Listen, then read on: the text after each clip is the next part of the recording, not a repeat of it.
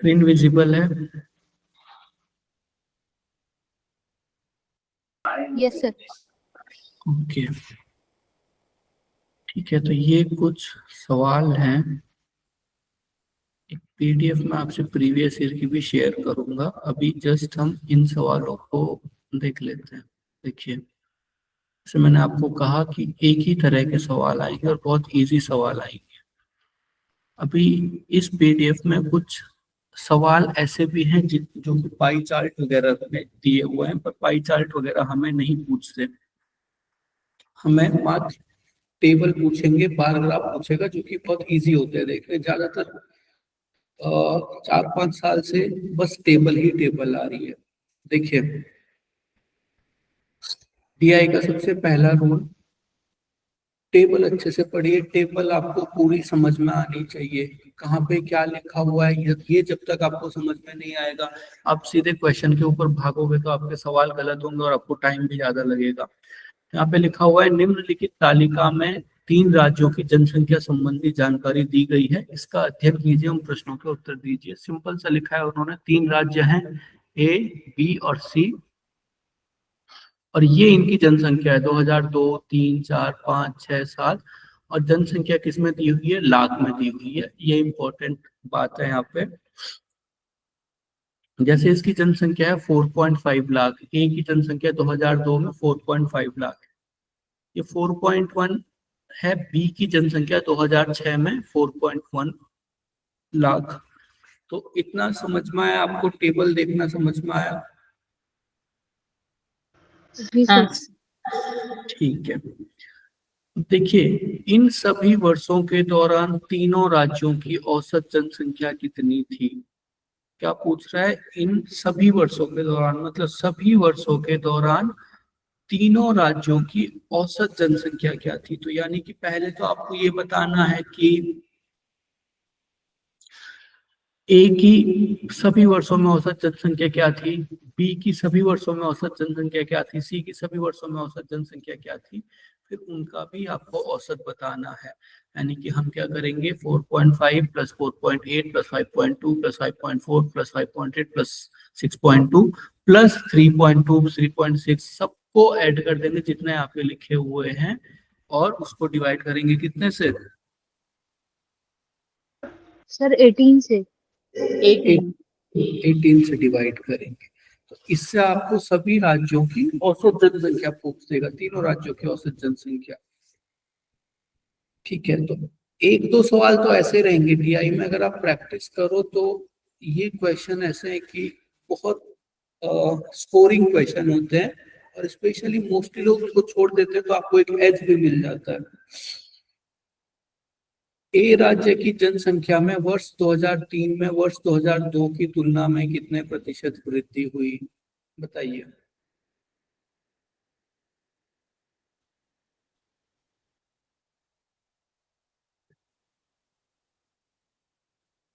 तुलना मतलब कितने प्रतिशत, मतलब हो गया ना, हाँ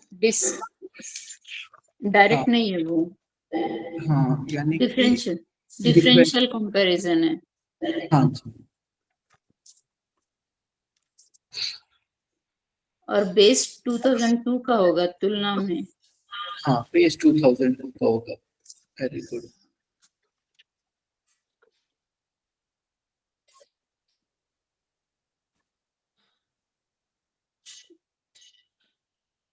एक मिनट से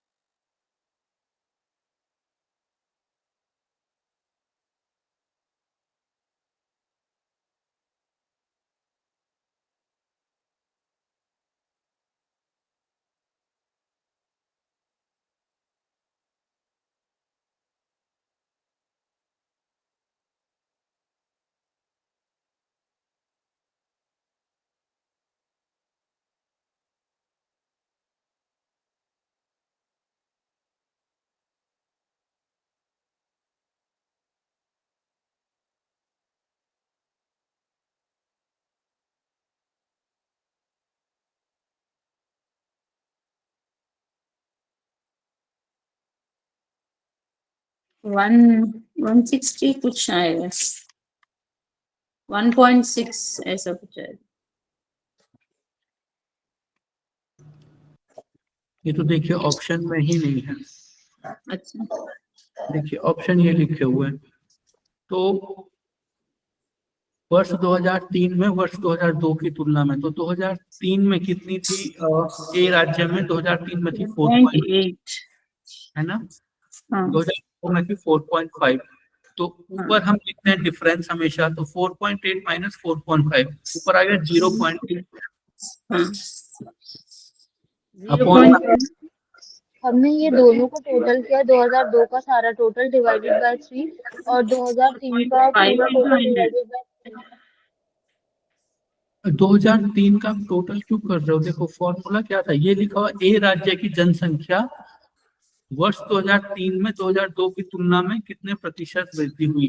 तो 2002 में ए की जनसंख्या कितनी है? 4.5। 2003 में ए की जनसंख्या 4.8। तो यहाँ पे जब भी ऐसा डिफरेंशियल कंपैरिजन था कि कितने प्रतिशत वृद्धि, प्रतिशत कमी, प्रतिशत हानि, प्रतिशत लाभ, मतलब जब अंतर पूछ रहे हैं प्रतिशत में, तो ऊपर हमेशा आता है डिफरेंस। तो 4.8 माइनस 4.5 यही तो सर, पूछ इसका ऑप्शन सी आ रहा है 6.67। ओके। 6.6। ओके, इसको मल्टीप्लाई करेंगे 100 से, तो 0.3 डिवाइडेड बाय 4.5 into 100 ना फॉर्मूला। हाँ, तो ये हो जाएगा 100/15। तो 15 6 90, तो लगभग 6.6। ये फॉर्मूला समझ आया। एक दो क्वेश्चन ऐसे फॉर्मूले पे रहेंगे ही। फॉर्मूला ठीक लगा है, पर कैलकुलेशन गलत किया मैंने। ठीक है, कोई बात नहीं।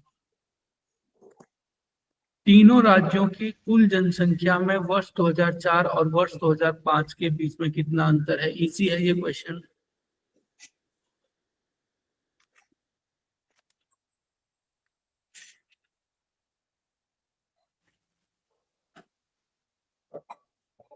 पूरा टोटल करके माइनस करना है सर। हाँ, पूरा टोटल करके माइनस करना है।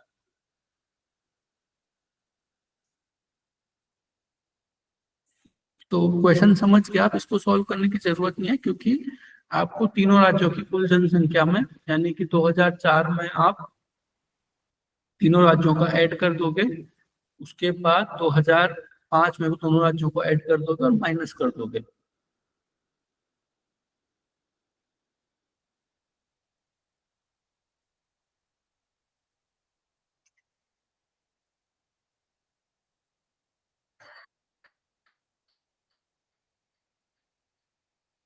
अभी देखिए यहाँ पे इन्होंने एक्चुअल नंबर्स में लिखा हुआ है। अभी तक उन्होंने लाख को तोड़ा नहीं था, लेकिन अब इन्होंने लाख को तोड़ दिया है, यानी कि आप पहले अंतर निकालोगे। अभी सर ऑप्शन सी आ रहा है। ऑप्शन सी आ रहा है 1,10,000।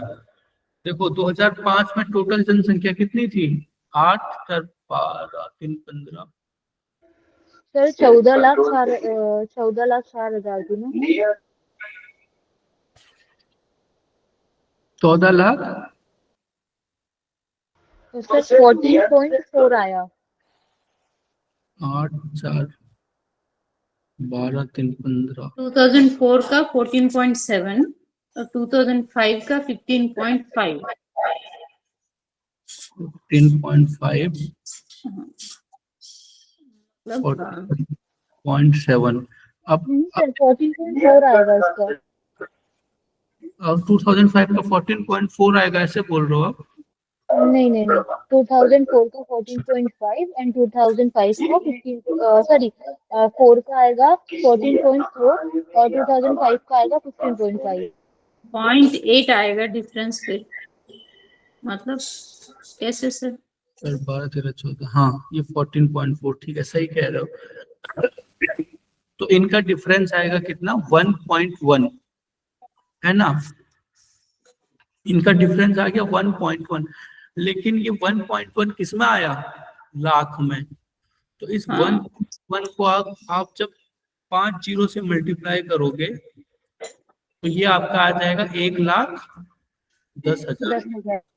यानी कि ये वाला क्वेश्चन। तो लाख से नॉर्मल ऐसे में कन्वर्ट करने में कंफ्यूज नहीं होना है, बस उतने से मल्टीप्लाई कर दो आपका आंसर आ जाएगा। ठीक है। वर्ष 2006 में तीनों राज्यों की औसत जनसंख्या कितनी थी? ये वाला क्वेश्चन कर लेंगे, बहुत इजी है। टोटल डिवाइडेड बाय 3 ना। हाँ, एक मिनट।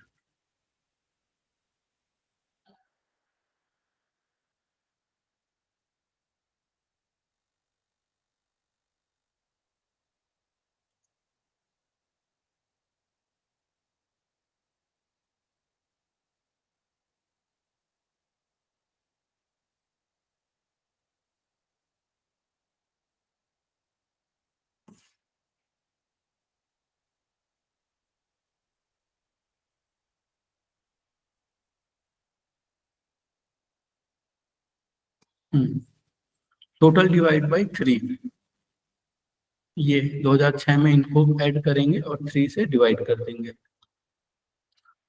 तीनों राज्यों की कुल जनसंख्या का वर्ष 2004 और 2005 में कितना अनुपात है?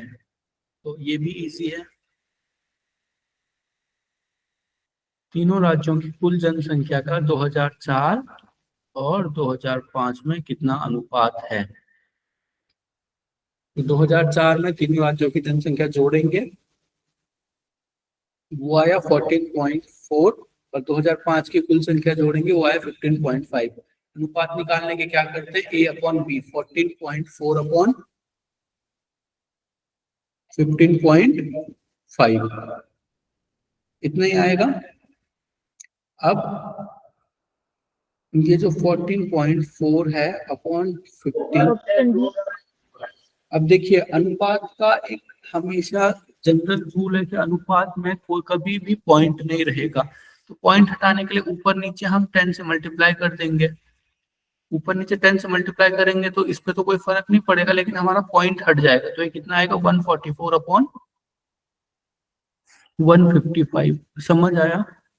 हाँ, अनुपात मतलब रेशो कैसे? हाँ, अनुपात मतलब रेशियो, A/B, जो हमने लास्ट में जो फॉर्मूले पढ़े थे ना, वो अनुपात के फॉर्मूले।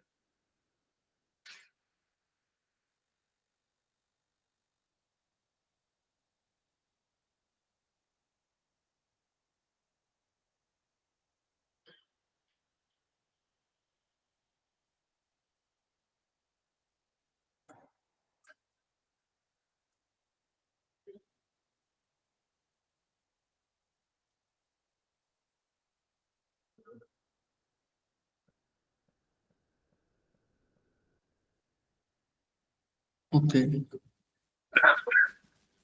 तो ये वाला क्वेश्चन देखिए, निम्नलिखित तालिका में वर्ष 2004 से 8 के अवधि काल में 5 विद्यालयों के उपस्थित हुए छात्रों का आंकड़ा दिया जा रहा है, इसका अध्ययन कीजिए और प्रश्नों के उत्तर दीजिए।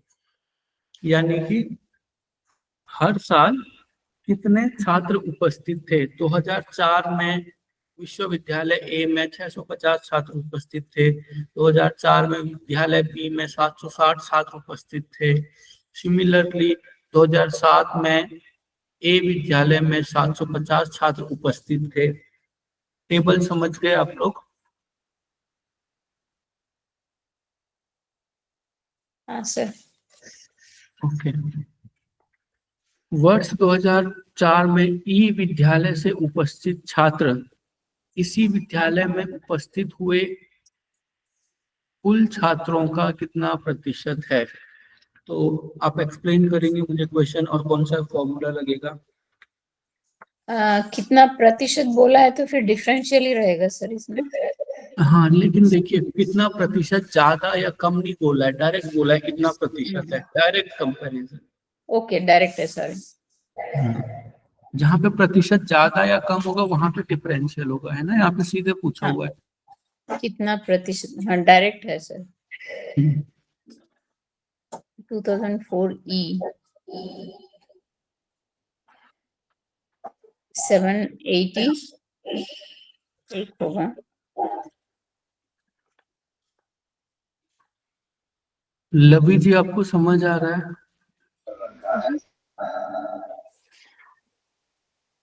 2004 ई विद्यालय में उपस्थित छात्र इसी वर्ष मतलब 2008 का लेना है क्या सर? देखो 2004 में ई विद्यालय में उपस्थित छात्र, ये हमारा मेन सब्जेक्ट हो गया है ना। 780 है वो। 780, हाँ। हाँ, और किससे कंपेयर करना है? इसी वर्ष में उपस्थित कुल छात्रों का। तो इसी अच्छा, वर्ष में कुल जितने भी छात्रों छात्र का। उपस्थित थे अलग अलग विद्यालय में, 2004 में आपके ए बी सी डी और ई में जो कुल छात्र हैं, इंक्लूडिंग ई ऑल्सो, ओके, तो तो उससे टोटल करना है सबका। ऑप्शन सी होगा 20%। 20%। ठीक है, तो हम क्या करेंगे, 780 अपॉन इन सबको जोड़ देंगे, उसके 780 का अपॉन में उतना लिखेंगे और मल्टीप्लाई करेंगे किससे? 100 से। आया समझ? हाँ सर। बी विद्यालय से सभी वर्षों में औसतन कितने छात्र उपस्थित हुए? ये तो कर लोगे आप। बी विद्यालय,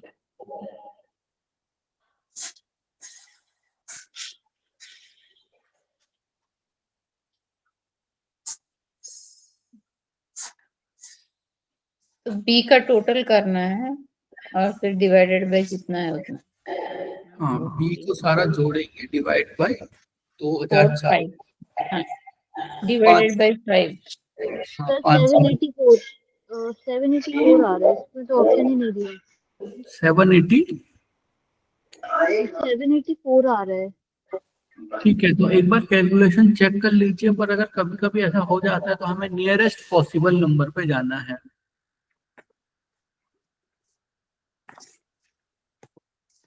ठीक है, 8वां, ए विद्यालय से उपस्थित छात्र इसी विद्यालय से सभी वर्षों के लिए उपस्थित छात्रों का कितना प्रतिशत है?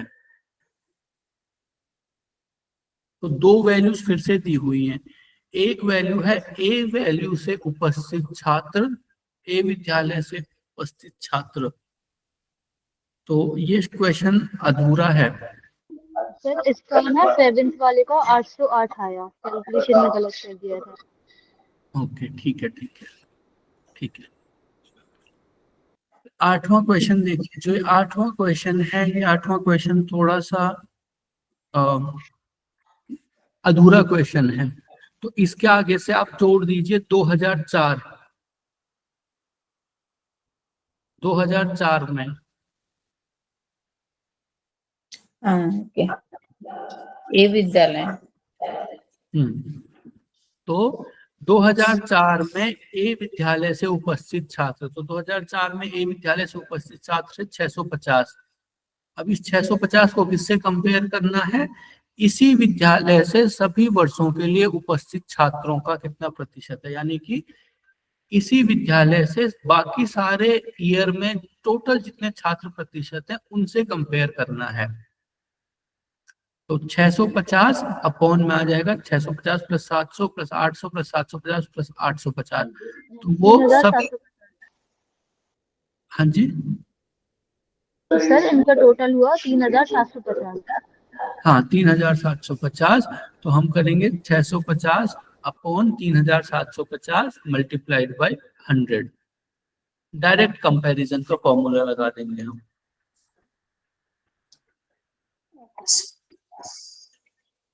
क्लियर हुआ ये question?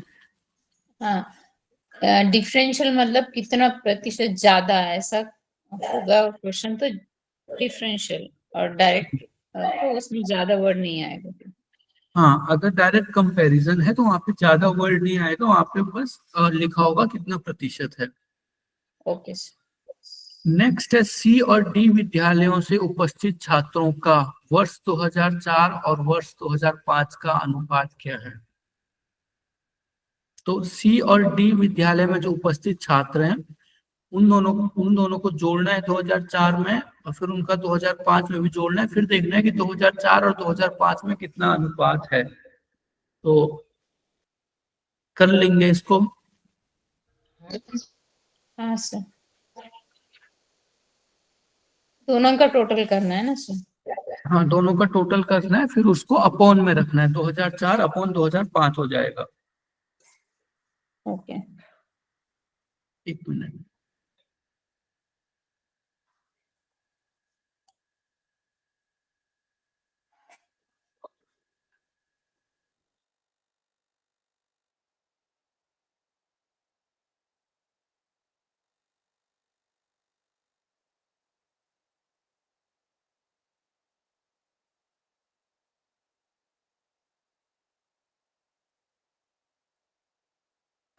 Eighty four by 89, 84:89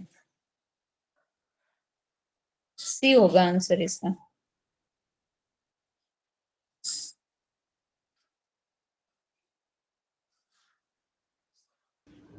okay ठीक है, 84:89।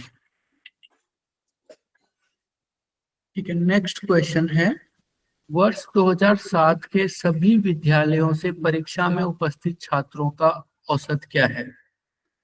तो अब इन्होंने परीक्षा से पूछ लिया, उपस्थिति होगा तो 2007 के लिए 2007 में क्या करेंगे, इन सबको जोड़ देंगे और डिवाइड कर देंगे जितने टोटल विद्यालय हैं। पूरा टोटल करने के बाद डिवाइडेड बाय 5 ना। हाँ, डिवाइड बाय 5। ठीक है, चलिए ये वाली टेबल को एक्सप्लेन कीजिए। तालिका में विभिन्न नगरों में रहने वाले ग्रेजुएट एवं पोस्ट ग्रेजुएट नागरिकों का आंकड़ा दिया हुआ है, इसके अध्ययन कीजिए। एक सिटी है ABCDEF, उसमें ग्रेजुएट का कितना नंबर है और पोस्ट ग्रेजुएट का कितना नंबर दिया हुआ है। हाँ, तो यानी कि ए सिटी में जो ग्रेजुएट है वो इतने, पोस्ट ग्रेजुएट है वो हाँ। इतने हैं। ये उन्होंने हमें बताया हुआ है। अब देखिए, सी नगर में रहने वाले ग्रेजुएट एवं पोस्ट ग्रेजुएट नागरिकों की संख्या का अंतर क्या होगा? तो सी नगर में ग्रेजुएट इतने, पोस्ट ग्रेजुएट इतने, इनकी संख्या का अंतर बता सकते हैं हम। अंतर माइनस करना है। हाँ, माइनस कर देंगे, यानी कि 15,500 माइनस 10,500 10,000 माइनस करेंगे 5,350। 5,000, 4,000 होगा ना, 4,000 हाँ 4,000 होगा।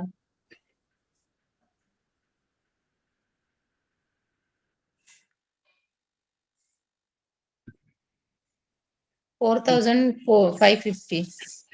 4,550। हेलो,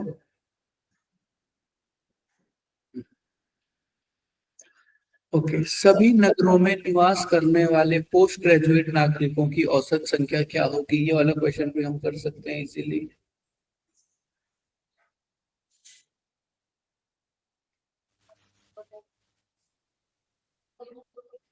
इन सबको ऐड कर देंगे और डिवाइड कर देंगे, 1 2 3 4 5 6 से डिवाइड कर देंगे।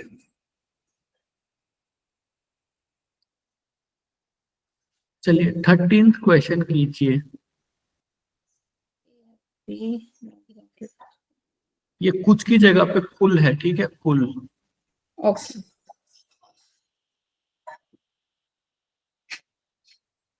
अच्छा, फिर A एंड B का प्लस करना होगा ना। हाँ,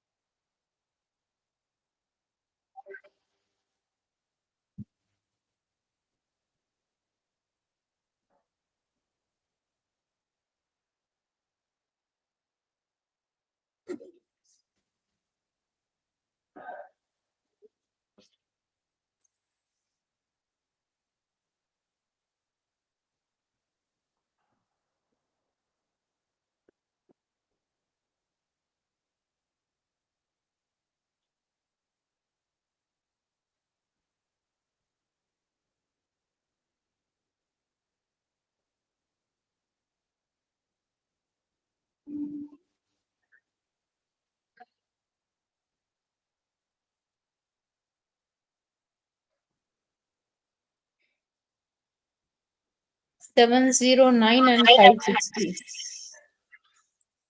709 is to 560. 709:560। आपका भी इतना ही आया? सर हमने सॉल्व नहीं किया अभी। हेलो, इतना ही आया? दोनों का आंसर इतना ही आया, 709:560। उन्होंने सॉल्व नहीं किया है सर। ओके ठीक है, चलिए कोई बात नहीं, आप समझ गए कैसे सॉल्व करना है। नेक्स्ट क्वेश्चन देखिए, ए, डी और एफ नगर के ग्रेजुएट और पोस्ट ग्रेजुएट नागरिकों की कुल संख्या कितनी है? मेरे हिसाब से ये भी बहुत इजी क्वेश्चन है। एफ नगर के ग्रेजुएट नागरिकों की संख्या वहां के पोस्ट ग्रेजुएट नागरिकों की संख्या का कितना प्रतिशत है? ठीक है, ये वाला क्वेश्चन सॉल्व कीजिए। फिर हाँ, ये एफ नगर दिख रहा है ना आपको? थोड़ा मैं और जूम कर देता हूँ। एफ नगर देखना है हमें बस। तो ये ग्रेजुएट है और ये पोस्ट ग्रेजुएट है, और आपको ये 15वां क्वेश्चन सॉल्व करना है।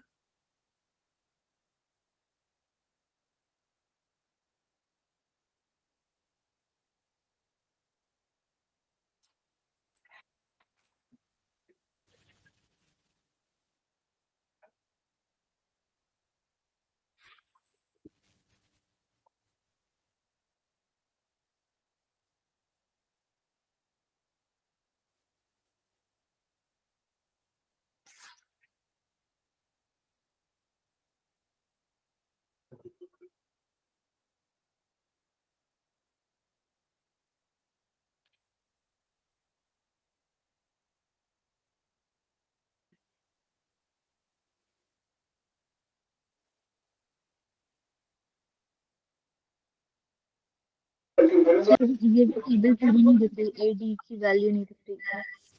हाँ जी, कुछ नहीं सर।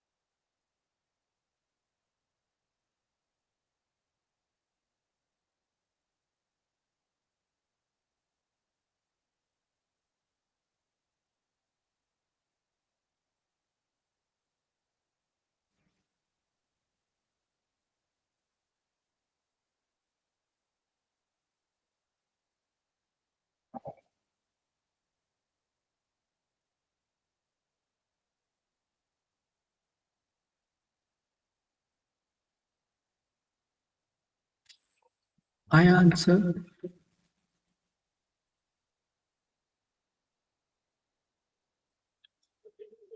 देखिए, एफ नगर के ग्रेजुएट नागरिकों की संख्या, तो एफ नगर में ग्रेजुएट नागरिकों की संख्या है 16,500।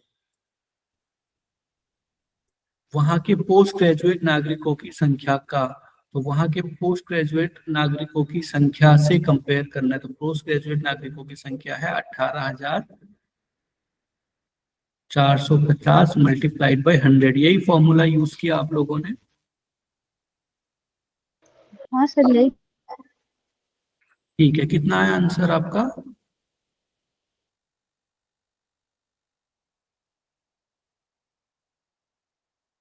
सर 89.43। ओके, 89.43, तो ये 89 के क्लोज है, तो ये वाला ऑप्शन सही हो जाएगा। तो देखिए, बेसिक फॉर्मूले यही हैं। अभी मैं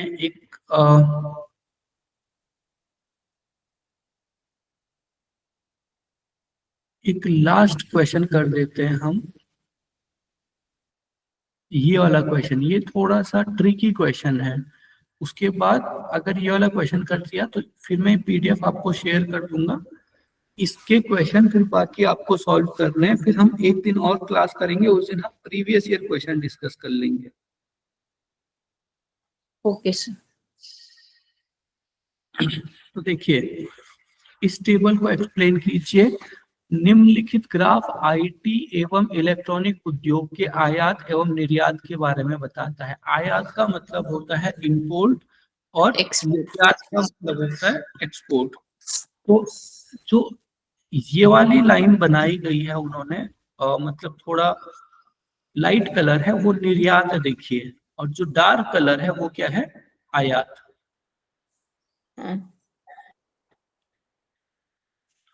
और ये दिया हुआ है इन्होंने बिलियन डॉलर में, यानी कि ये जो वैल्यूज है किसमें दी हुई है, बिलियन डॉलर में। यानी कि 2004 में निर्यात कितना था, 40, और आयात कितना था, 35। ठीक है, जो भी बीच की वैल्यू है उसे हम लगभग आधा कंसीडर करते हैं। तो 40 बिलियन डॉलर 2004 में निर्यात था और आयात था 2004 में 35 बिलियन डॉलर। टेबल समझ गए आप इस ग्राफ को? हाँ सर। ओके, अब देखिए कितने वर्षों के लिए निर्यात आयात की तुलना में 10 या उससे अधिक है, तो परसेंट अधिक पूछ रहे हैं ना। हाँ, तो वो पूछ रहे ज्यादा। हैं कितने वर्षों में जो निर्यात है वो आयात की तुलना में 10% से अधिक है। तो यानी कि वो निर्यात को कंपेयर, सॉरी, वो डिफरेंस को कंपेयर कर रहे हैं, और नीचे क्या आ जाएगा, आयात। तो आपको प्रत्येक वर्षों में 2004 में आपको कंपेयर करना है कि निर्यात आयात की तुलना में कितना परसेंट अधिक है। आप यहाँ पे आ जाएगा डिफरेंस अपॉन, अपॉन में क्या आ जाएगा, आयात। जैसे मैं 2004 के लिए करके बताता हूँ, तो 2004 में जो आपका आयात था, आयात है 40, निर्यात है 35, तो ये आ जाएगा 35 माइनस, सॉरी 40 माइनस 35, तो 5 बचेगा। ठीक है, ऊपर हम हमेशा डिफरेंस लिखते हैं क्योंकि अधिक पूछ रहा है ना। 5 अपॉन आयात की तुलना में, तो आयात नीचे आ जाएगा। आयात है हमारा कितना, 35। 35 मल्टीप्लाइड बाय 100, तो 7।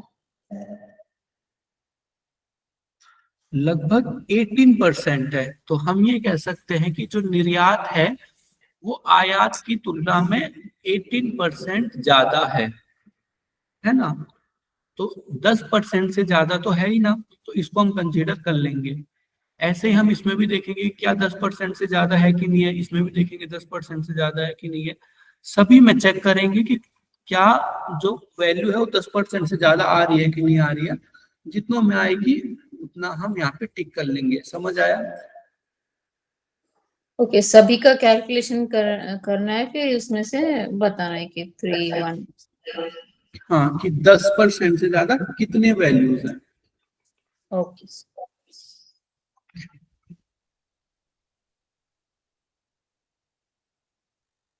देखिए बाकी सवाल सारे कॉमन हैं। निम्नलिखित में से किस वर्ष के लिए निर्यात का पूर्व वर्ष की तुलना में वृद्धि प्रतिशत सबसे अधिक रहा? तो वृद्धि प्रतिशत पूछ रहे हैं ना। तो 2005 में, अभी देखिए इन्होंने जो हम फॉर्मूले ज्यादातर एक बार यूज करते हैं क्वेश्चन में, ये थोड़ा ऐसा क्वेश्चन आया कि आपको बार बार यूज करना पड़ेगा। देखिए, किस वर्ष के लिए निर्यात का पूर्व वर्ष की तुलना में वृद्धि प्रतिशत, यानी कि 2005 में जो ही पूछ रहे हैं, 2005 में निर्यात कितना था, 2005 में निर्यात है 65, और 2004 ये पूछ रहे हैं 2005 में जो निर्यात है वो पूर्व वर्ष की तुलना में उसका वृद्धि प्रतिशत कितना है। पहले तो हम ये निकालेंगे। तो 2005 में निर्यात था 65, 2004 में निर्यात कितना है 40,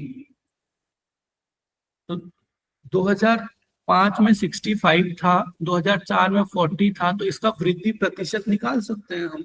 डिफरेंशियल कंपैरिजन का फॉर्मूला लगेगा 65 माइनस 40 अपॉन में क्या आएगा, 65 आएगा या फिर 40 आएगा।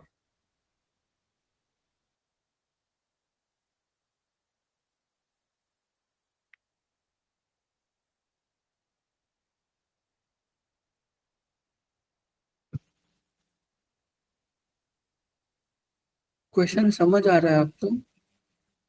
सर इसमें 2004 से कंपेयर करना है या फिर 2005 से कंपेयर करना है, ये नहीं समझ आया। हाँ देखिए, पूर्व वर्ष की तुलना में, मतलब अगर हम 2005 की बात कर रहे हैं तो उसकी तुलना किससे करी जा रही है, उसके पूर्व वर्ष से, यानी कि उनमें क्या आ जाएगा, 2004 से। हाँ, तो अपॉन में उसका पूर्व वर्ष का आ जाएगा। तो यहाँ पे आ जाएगा 65 माइनस 40 अपॉन 40 मल्टीप्लाई 100। ठीक है, अच्छा, तो इससे हमें पता चल गया कि 2005 में उसके पूर्व वर्ष की अपेक्षा कितने परसेंट वृद्धि हुई निर्यात में।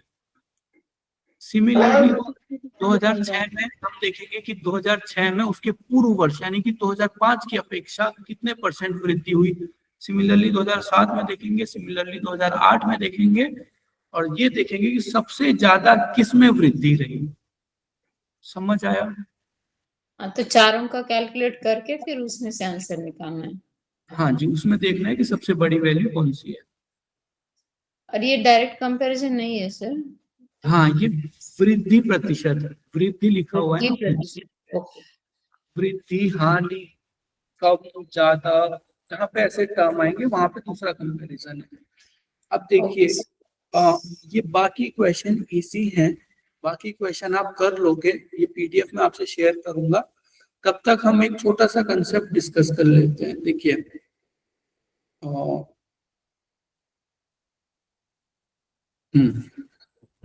2004 में आपका जो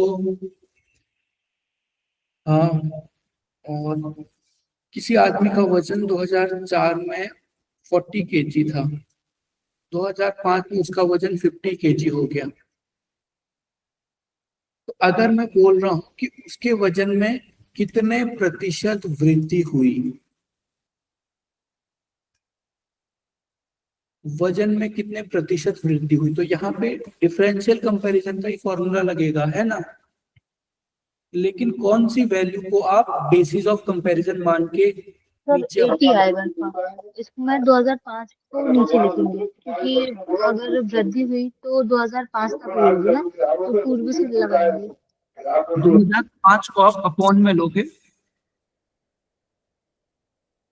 नहीं सर, 2004 को लेंगे। हाँ, 2004 को लेंगे। ऊपर तो हमेशा डिफरेंस आएगा, तो ऊपर आ जाएगा 2005 का वजन माइनस 2004 का वजन, हमेशा अपॉन में। जब भी आपसे कोई ऐसा डेटा दिया हुआ है जो कि टाइम में है, मतलब जो कि टाइम में आगे बढ़ रहा है, उसमें हमेशा हमारा बेसिस ऑफ कंपैरिजन क्या होता है, पास्ट का डेटा, भूतकाल हमारा बेसिस ऑफ कंपैरिजन होता है। जैसे फॉर एग्जांपल, अगर आपको कोई कह रहा है कि आपका वेट बढ़ गया है या फिर आपका वेट घट गया है, आप किसी को बहुत दिनों बाद मिल रहे हो तो वो आपको कह रहा है कि आप मोटे हो गए हो, तो ऐसा क्यों कह रहा है, वो कहाँ से कंपेयर कर रहा है, आपके पुराने वेट से कंपेयर कर रहा है। तो कंपैरिजन हमेशा किया जाता है पुरानी वैल्यू से, भूतकाल से। तो हमेशा यहाँ पे पुरानी वैल्यू क्या है, 2004 मल्टीप्लाइड बाय 100। तो अगर कहीं पे आपसे ये नहीं पूछ रहा है कि 2004 की तुलना में 2005 में कितना वजन में वृद्धि हुई, आपसे सीधे पूछ रहा है कि 2005 में वजन कितना परसेंट बढ़ गया, तो वहां पे कंपैरिजन हमेशा पुरानी वैल्यू से होगा। समझ में आया? हाँ सर। ठीक है, तो ये पीडीएफ में आपसे शेयर करूंगा।